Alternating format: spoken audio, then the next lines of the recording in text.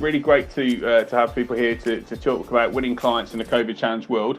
We thought we were going to do something different this session because webinars normally are full of people presenting and lots of slides, and we thought we don't really want to go down that route. We want to go down the route of getting some conversation going, some questions going, and a few of you may have seen an article that myself and a couple of other members of the Sales and Marketing Hub created a couple of weeks ago. So I'm really pleased that I've got the wonderful Emma Wyatt.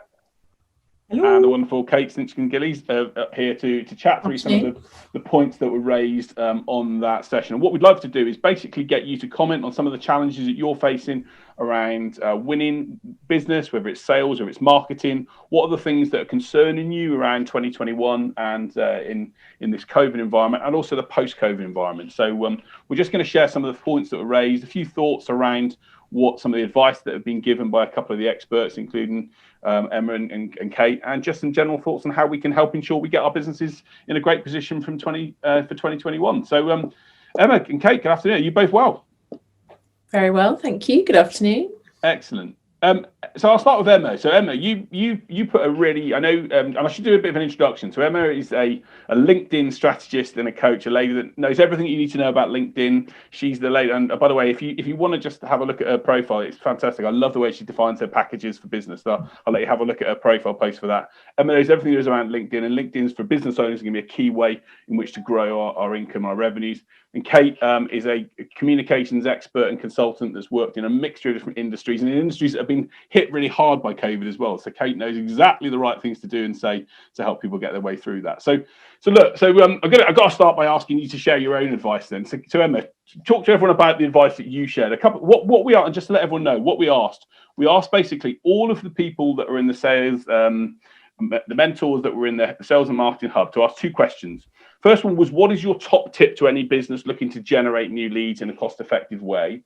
And the second thing is, what should they avoid doing when they look to follow up on those new leads? What are the big sales no-nos? So Emma, do you want to start off by what are some of the things that you've seen people doing to create leads, and what are the big no-nos from a sales perspective? Yeah, absolutely. Thank you, James. So my big tip is, if you're not using LinkedIn already and you're working in that B2B space, then you need to get on LinkedIn. It's free to open an account, and there is actually so much you can do for free. All it costs is your time and energy in actually making yourself, having a presence on LinkedIn and being visible and joining the conversations. If you've yet to create your profile, or you've yet to venture into sending connection requests or messages, whatever you do, don't send a sales pitch in your first message. You'll get disconnected to quicker than probably anyone reading that whole message. And I was going to ask a question about Emma, because we see a lot of people, and I'm sure everyone's been in the same boat, where they've got sometimes there's an agency that works for them or does that, or they've got someone that's literally, they're feeling over energized by it. What would be your top 2 or 3 messages that you'd help, if you're engaging with someone on LinkedIn, what would be the first 1 or 2 or 3 messages that they should use to engage with a person that's, that's potentially someone they want to do business with, but they don't want to come across in that salesy way? Yeah. So one of the great messages is, if you've met them out networking, or you belong to the same networking group, that's a great intro. Saying, oh, hey, it was great to meet you at the last B4 webinar. How are you doing? And just like really, literally that friendly and open to starting a conversation. The other thing you could do is, if you haven't met them, is take time to look at their profile. What have they got in there? Can you find your question and your way in through that information? There is so much information on LinkedIn. There's no reason not to find a great opener. It's such a good point. I don't know if, Kate, you've had experiences of this with people that are just late. I'm not funny. They're a bit lazy when it seems the LinkedIn connection's right, and they don't want to do the work to actually just find out what someone's achieved, or where they've worked previously. It just simple little things like that can make a difference, right, when you're trying to engage with someone. Completely. And even the basic of sending a hello message, rather than just clicking the connect button and not adding a note, because if you really want that person in your network, demonstrate to them why in the first instance. Don't make them do the work. You're the one that wants to build the relationship. So make a point of saying hi, why you think you're, and actually having mutual connections isn't necessarily a reason just to connect. So quite a lot of people say, oh, I see we've got lots of mutual connections. So what? Half of them you've never met, right? Or you haven't met for the last 12 months, so it doesn't really matter. So it's difficult. Start the conversation, at the very, to take all the scare factor out of it, there's the internet between you and that person. So it's less scary than walking up to them in a room and saying, oh, hi, You can actually start a conversation just, using the points that Emma has said, but to say nothing, where's the value? It's such a great point. And one of the things that I talk to people about in business and sales is people talk about business to consumer or business to business. It's not. I talk about H to H, human to human. And it's this human interaction. Actually, we're all in the human space of engaging with people and making people feel important. And I know that was one of your tips related to from a sales perspective, Emma, wasn't it? About, you get a lot of people on LinkedIn that will tell you how great they are, not what the impact they have. Talk a bit more about that tip that you shared there as well. Yeah, so it's people are busy, and I find the best way to approach LinkedIn is everyone wants to know what's in it for them. So if you're addressing that from the beginning of your conversation, saying, well, actually, it will help you get to X quicker, or it'll help you get to Y, or it'll help you with this particular problem, that if you've done your research, you know that that person has that problem. And just, yeah. So find out all that you can to really sort of tailor it, because, I see people are wanting a lot more personalization in the messages that are sent. It's a really good point. And one of the things that I know that a lot of people make, unfortunately, the mistake of is they think that actually what they say matters to prospects. And I always say to people, it doesn't really matter, unfortunately, what you think of yourself. It only matters what your prospect thinks you can do for them. And that's a really interesting point leading onto your tips, Kate. I think the first tip you gave was a really great one about success stories. Do you want to share that one quickly for everyone so that we can then talk through? Yeah, I mean, it came from that position of not everybody's comfortable selling themselves. And I think you see that a lot amongst independent consultants. And sales doesn't come naturally to everybody. But to the point around recognizing both your audience and their needs and wants, and that discomfort with saying, oh, I'm great. Don't sell yourself, sell your success stories. So you are very much integral in the success, but actually what successes have you generated for the people that you work with, whether that's at a business level, an individual client level. And they're classic, get a quote or testimonial from that client to acknowledge and give you that credibility that says, Emma did this for me, and look how much my business, my presence has grown as a result of it. It's about building a reputation around your experience so that people can see that what you say you do actually does work for other people when you apply it. It's such a good point. And I will say to people, and for those watching that don't know, I'm a sales, small business sales expert and do a lot of work with small businesses. And I will say there's 5 key words of sales. The first 2 are problem or want. People only buy for a problem or want. The second is understanding. You have to get to know them, which I know you're going to talk about in a moment, Kate, 'cause that's your second point around avoiding the hard sell. But then it's belief and trust. Give them belief that you can solve their issue and make them trust you, and make them so they feel that they want to trust you to make it happen. And that leads on to your sort of second point, I think, Kate, doesn't it? In terms of how you ensure that you just avoid that hard sell. People they try and sell too much too quickly. And I know that was one of your points, Emma. And what that does is it puts people off. It puts their backs up. And it's something, unfortunately, that can then cause you to lose the business rather than necessarily, carry on the conversation. Yeah, I mean, a lead isn't necessarily the person you're talking to isn't necessarily ready to buy from you yet. First, they need to understand what you do. They need to understand if what you do is going to solve their problem. If once it's solved their problem, it's actually going to bring tangible value to you. And it takes time to do these things. You wouldn't walk up to somebody in a room and say, hey, do you want to buy my pencil case? Or why? Do you think I need pencils? It's the basics of break it down into how you would interact with the person if you met them in a room. And for me, it's also related to getting the balance right between demonstrating your skills and sharing your expertise with giving away some stuff for free, but not too much stuff for free. But sometimes you have to give away tips, give away ideas, share knowledge beforehand to demonstrate all of these things. But it doesn't necessarily mean you have to give away your ideas and things you might charge for in a consultancy for free. So it's about finding the balance and recognizing which bit of that content, which parts of that content resonate with your target audience. And it will resonate, you know it's resonating when they engage with it, they respond to it, and you can see that it's triggering things in their mind that they want more of.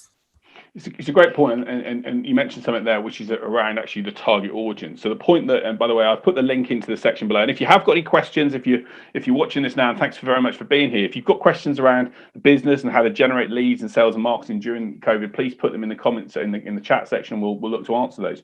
But the point that I made in the article was all about being something to someone, not everything to everyone. And one of the biggest challenges, if you want to generate a really what I call fat pipeline of business, is to go and talk to the people that are similar to what you've already been successful in. So you've talked about success stories, and Emma's talked around actually being able to. So if you've got a client set that you know, whatever the psychographics or demographics are of that person, if you know you work with IT managers, or let's say you work with brand managers, or I don't know, whether you work with people that have got spots, I don't know, whatever it is that your focused target market is, go after that audience and talk about the problems that you can solve for them, and share the success stories that Emma's mentioned and the elements that Kate and Emma have mentioned.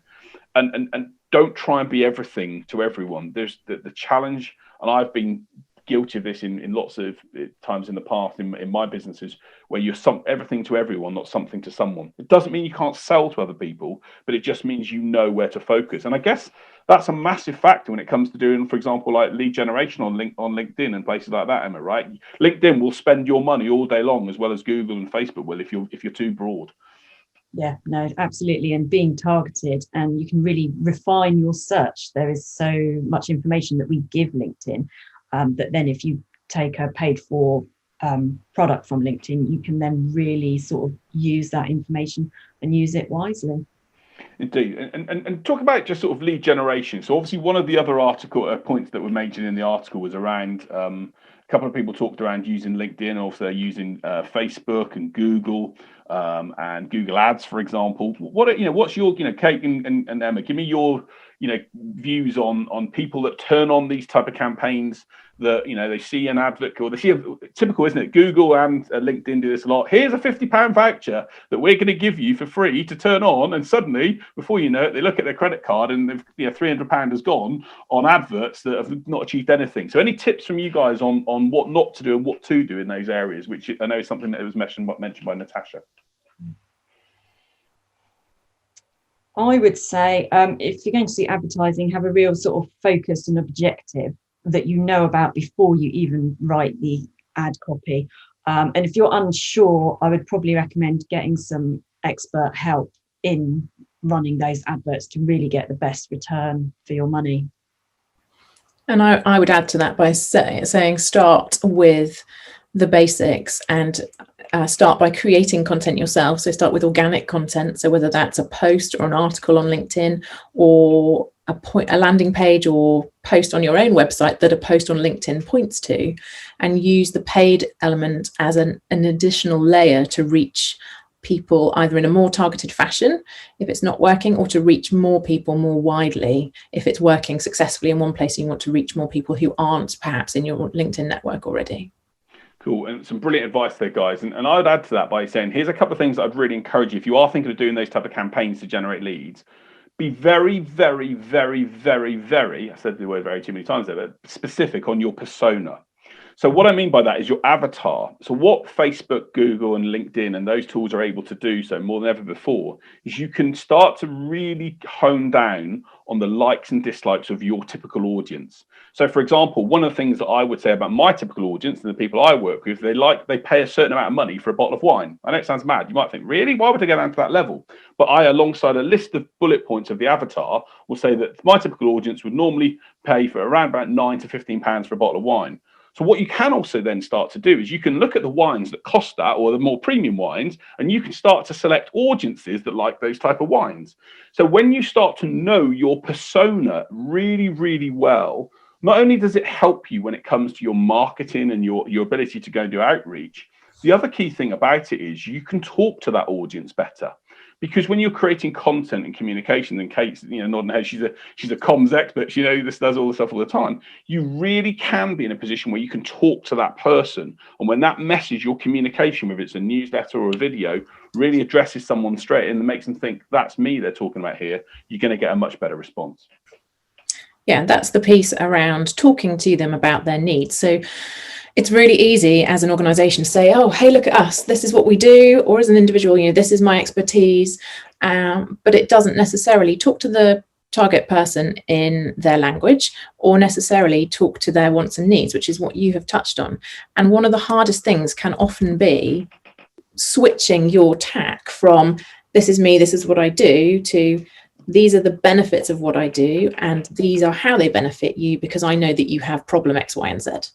Brilliant stuff. And look, those sort of bits of advice, it's just so important that we resonate, especially in these current times. Just focus on the audience. We've had a great question in from Kate, from Rachel Cox, which I'm going to open to Kate and to Emma. So, interested to hear which LinkedIn Premium is recommended to an independent consultant currently using the free account. Which does Emma or Kate have? So, great question. So, Emma, as you're the LinkedIn expert, I'm going to start you off with that one. Which LinkedIn Premium would you recommend for someone?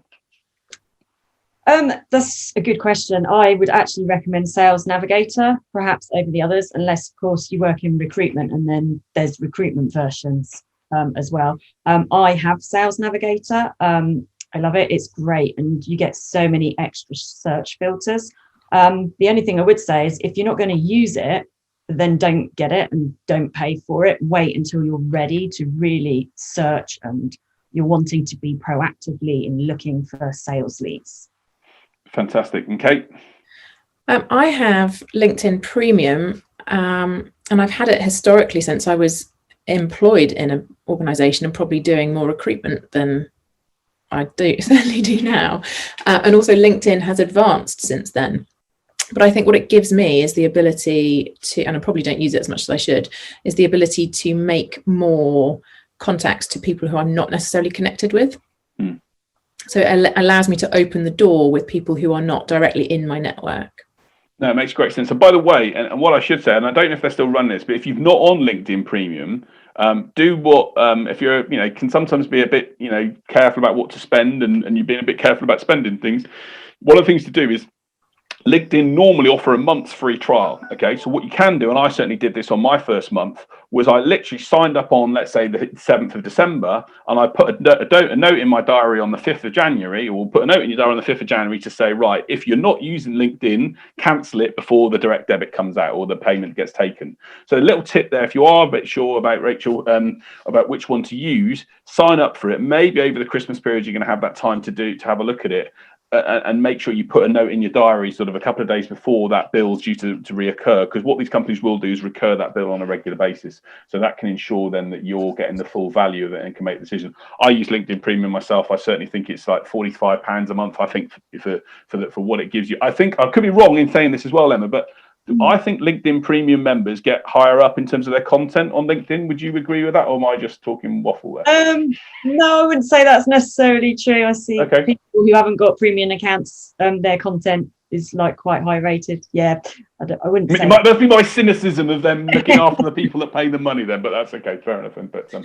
But to add to that point, if you're going to pay for a LinkedIn, an enhanced LinkedIn presence, then you've got to put the time in and the effort into your LinkedIn profile. So it's the same whether you are paying to be on LinkedIn or whether you're just trying to acquire more clients. Showing up and being visible will make you, you'll be more out there, for want of a better way of describing it. So it gives you the opportunity to, or encourages you perhaps to be more active on your LinkedIn profile, to be sharing more content, whether that is posting regularly or creating content specifically for LinkedIn, or finding, if you're blogging lots so that you're keeping your own website fresh, finding ways to alter, slightly paraphrase the content you're creating on your site for an article on LinkedIn, and then writing that content in such a way that you can lift sections from it almost to create individual LinkedIn posts that can point to the deeper content. So you're getting more bang for your buck in terms of creating one piece of content and spreading it across multiple channels.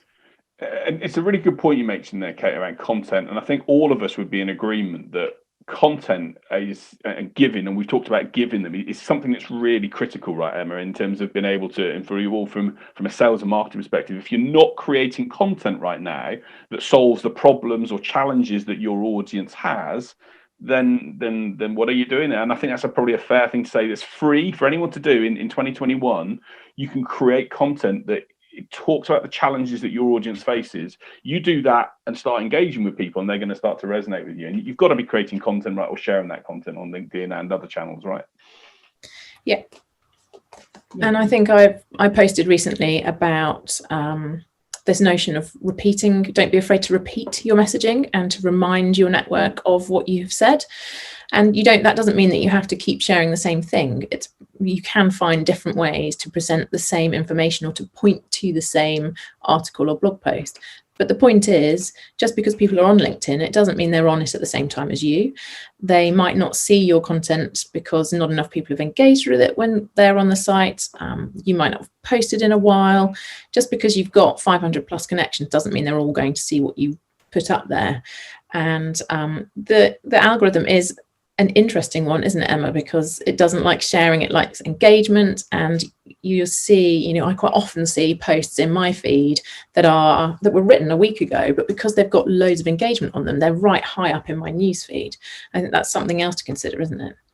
Yeah, definitely, because LinkedIn introduced over the summer the new dwell time part of the algorithm. So if people are spending time reading your content, even if they're not necessarily commenting or liking, the LinkedIn algorithm learns that over time and it will present your content to them. But if you're not posting, then they're not spending time reading your content. So yeah, it's a really good point there around actually people visibility. Oh, getting a bit of kickback there, but I think one of the key things that I would really also encourage people to do is if you've created a target on LinkedIn that is your target audience, one of the things that I often see people do on LinkedIn is that they reach out as a message to me and then they stop. Okay, so one of the things I would encourage you to do is if you've got a target audience that's a real clear persona, and you've got, let's say, 50 people that you've written down on a spreadsheet or in a book, don't just do one message and then walk away. Just be in a position where you start to engage and offer value. So I always say to people, if you offer value 3 or 4 times to people, which is, oh, by the way, great to hear a bit more about you, but here's a resource I've shared, which would be interesting if you love your thoughts on, or here's something that I know people in your position have sometimes have challenges with, here's something for that. You've got to continue to add value every time you engage with someone. And don't just, if you've got a list of these people, do it once and then walk away. I see that a lot, and it's a bit of a waste of LinkedIn, and that target is going to be dwindled down very quickly. You've got to keep going back to them. And it's a comment that Emma, one of our other experts in the Sales and Marketing Hub, mentioned about that consistency of engaging with people. So thoughts on that, Kate and Emma? Yeah, I mean, it's that bit about being ever present and having showing up, having a consistent message, recognizing that in a conversation it might be something that you as an individual have to prep yourself for, so that if you're not that natural salesperson, you have almost a process you go through that says, when I reach out to somebody who I think fits my criteria or my persona criteria over here, these are the things I'm going to introduce them to first. Depending on what they say, I will take them in the conversation this way or this way, and so on and so forth. It won't take you very long to put that kind of process together once you've figured out who your audiences are and what key messages are going to be most relevant to them. Fantastic. Emma, any thoughts on that? I've got a question for you as well, Emma, and I'm conscious of time because we've got about 5 minutes left, Richard, I think, haven't we? Yeah, I would say, sending more than one message might be required. The other person's really busy. You don't know what they're doing. And my other thought around this is, think about how you measure the intangible. So you don't know, if they don't reply to that message, actually what they've done with it. Have they done anything with it? And sometimes what happens is later down the line, you find that actually they sent that message to 5 other people. They just didn't share that with you. No, that's a great point, a really good point, and it may well be, like you say, they've engaged with you as a result of that. So, so look, we've had obviously we've got. I've just been given the go. We might have a little bit more time than 12:30, but we've had a great question from Julia. Thank you, Julia, for the question. What are the perceived good times to post on LinkedIn and on other channels? So, there's a comment of Monday at 9 a.m. Come on, Kate, give me and Emma, give us your expertise on when are the right times to post. Do you think on social media, and when are the wrong times, maybe? I'm going to let Emma answer the LinkedIn specific question, but my general question is, once you know where your audience is, my general answer rather, once you know who your audience is and which social media channels they hang out on, you will begin to learn when they're active. So you'll begin to learn. So for me, particularly, I'm quite active on Instagram. I know that between 6 in the morning and 7:30 in the morning, that's a great time for me to post, and probably again later on in the evening. With a bit of activity around lunchtime, but it does vary across channels. Cool. Emma, I love it. Great. I agree. I really like that Kate said that. And also, the right time for me to post on LinkedIn isn't the right time necessarily for you to post on LinkedIn. It is completely related to your audience and when they're online. So the more you know about your audience and what they do in their average day, their average week, or what do they do in December? Do they all go off and are they not on LinkedIn for the whole month of December? The more you know about them, the more you can figure out what the right time is to post. But when you've consistently shown up, what I find is actually the time of day that you post then doesn't matter as much as what you're posting about. So it's that quality of content. It's a really good point you mentioned about consistency, because I talk to a few people and they'll say to me, "Oh, I posted on LinkedIn last week," and I feel like saying to them, "That's like a fly on a rhino's backside, right?" It's just you're not going to notice it. How often, would you recommend, and for both of you, would you recommend people posting? And this is where I'm going to be put to shame here, Richard. I post normally 3 or 4 times a day on all channels. My social media exec will do that. Is that a good amount, too amount? Talk to you too much, too little? I mean, be interested to get your thoughts on how much is the right amount to put on these social channels, LinkedIn or Facebook or whatever. There's a preferred method for you. What would you say, guys? Well, Emma said it. She said quality over quantity every time. So all my stuff's quality, Kate. Come on, you know that. I'm joking. But that's a really good point. Quality more than quantity, right? Yeah, and if it's right for your audience and it answers their questions and it resonates with them, they will engage with it. And if they engage with it, that post will perform better in the algorithm, whatever channel you're on. And if honestly all 4 of your posts every day on all channels do that, then it's right. But also you should be able to fairly easily work out where they work better. So some posts will work better at certain times on certain channels. But it takes time, and that's the other generous nugget with social media. It isn't just a case of blast and go and hope people will see it. It's very much about investing the time in the idea, the thought, the interaction, and the analysis, and learning as you go. Cool. Yeah. Emma? I'd add just that if you're on your own and you don't have a team or anyone who helps you out, then I would aim for like a minimum of 2 to 3 posts per week, because you also need to invest the time to be around on the platform, either just before you post, as you post, or afterwards. Otherwise, it does look like that you've posted and run off. Great point. Here's a little tip I was told once, and I don't know if I'm telling all my tips here. I'm going to get told off if I'm the wrong ones. But when someone posts on your LinkedIn on an article you posted, what you should also then do is, if you can, is reply back with their name in the field. So if someone's replied to me and said, "Oh, great post, James," doesn't happen often, I know, but the reality is it does happen. If they boast, "Oh, great post, James," then I would reply back saying, "Thanks at Emma Wyatt." And what I was told is that then opens up my post to their network. Is that correct or not, Emma? Have I been doing it wrong? As soon as you comment on a post, it's opened up to your network. So you don't actually have to mention, but as soon as you comment on something, people, if they're following you and connecting, you see your activity. But it'd be open up to the other person's network, is what I mean. Sorry. So I was told, for example, if I wouldn't have your network, it would mean your network would then see that post because I've then used your name in the tag. That's what I was told. I could be wrong. Okay. Yeah, I'd have to research a bit more on that. All right, apologies for putting you in there. I was just told that. Try it out. I found that it sometimes works. When you reply back saying "Thanks, Emma at Wyatt," it opens it up, that post to Emma's network, which is good. So We'll get to some sensible questions because Rachel's put rather than my rubbish. Rachel's put a really great question here, which is I sense there are less articles being published on LinkedIn and more posts. Some going to blogs or other people's contents. What are your thoughts on this, guys? Kate? Yes, I would say I'm seeing fewer articles too. And actually I've seen some debate around this as well. I don't necessarily have a conclusion as to why.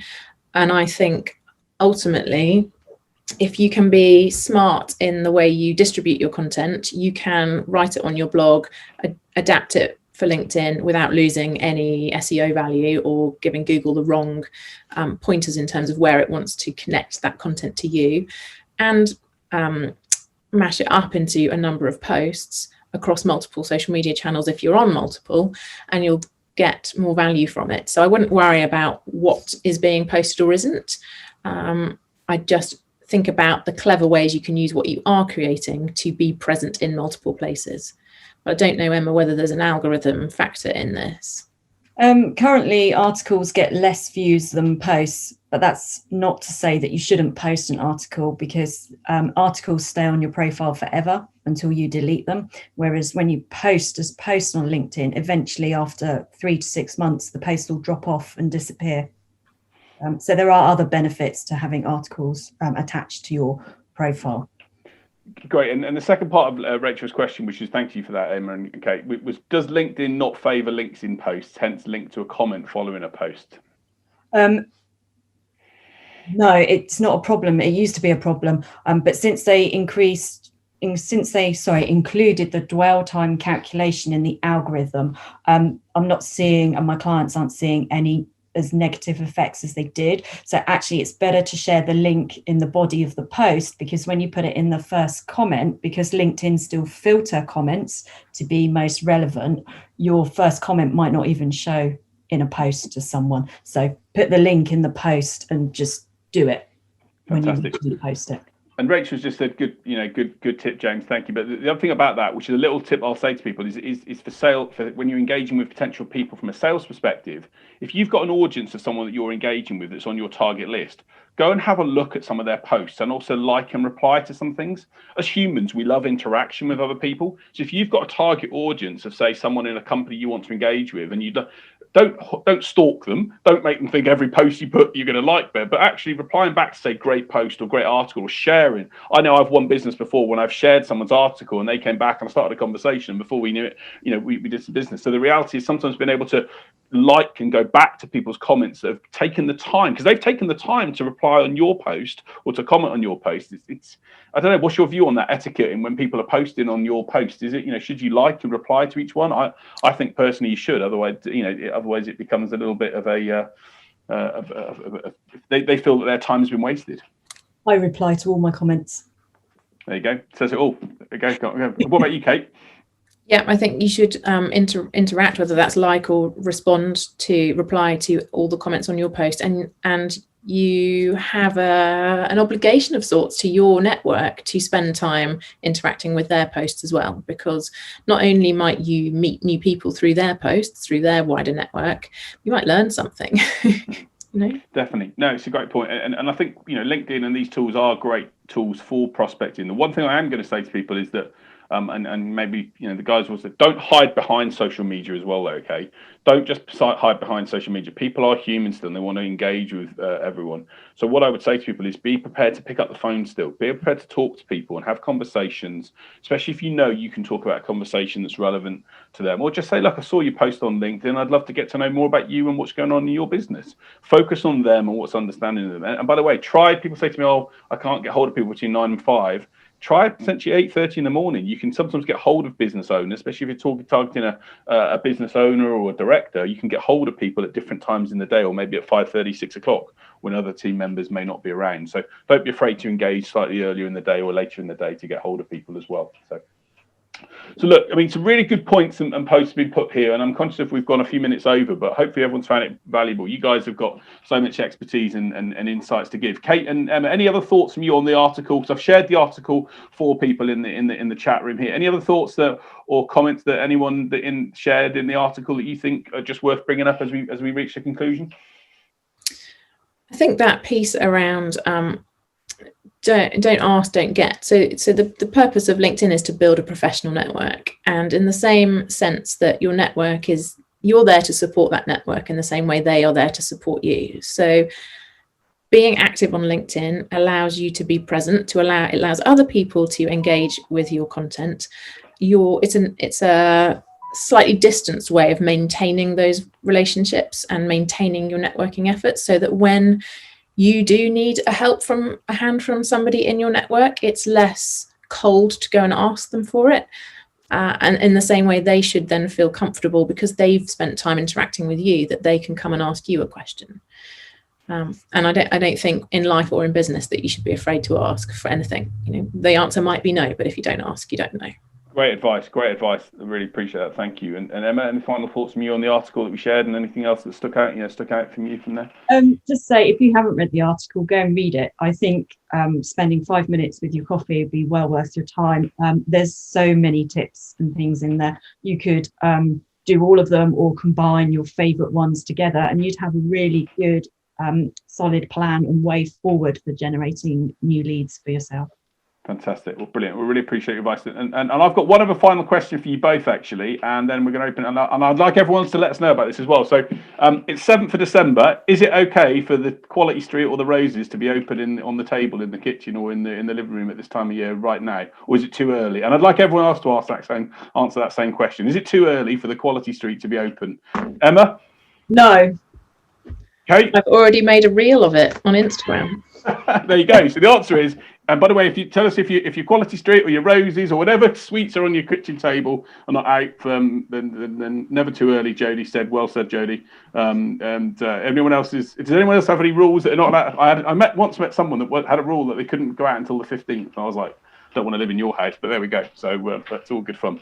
Look, just a huge thank you to everyone for being here. Thank you. It's a bit of a webinar of a difference. We didn't want to just bore you with slides. There's lots of insights that these ladies have got that I wanted to share with you, and hopefully you found it useful, a bit of fun, and it's given you some insights into LinkedIn and how to help you sell and get more leads in business for 2021. So unless there's any final questions, I'm just going to say a massive thank you to Emma. Emma, where can people find you? I guess they can find you on LinkedIn, right? On LinkedIn, I'm always there. So come and find me. Be delighted to chat further there.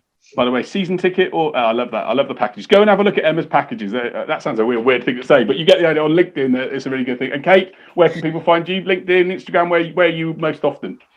You can find me on LinkedIn, or you can find me as Coconut Comms on Instagram. Coconut Comms, brilliant stuff. Well, look, these two ladies are a great, huge amounts of knowledge and expertise, and so thank you for giving up your time today, Emma and Kate, to share some thoughts and insights with everyone. And as I say, my name's James White. If you search me on any social media channel, James White Sales, there to support you and help your business get some great results as well. So that's it from us. We've had our half hour of how you helping win new business in a COVID challenged world. Hopefully, the most important thing is you do take some action, whether it's on LinkedIn or whatever it is. Do some things that you need to do to make your business isn't going to happen by accident. Take the action that you need to. Reach out to people like myself or Kate or Emma if we can help you in any other way. And good luck for the rest of the year. And most importantly, happy Christmas.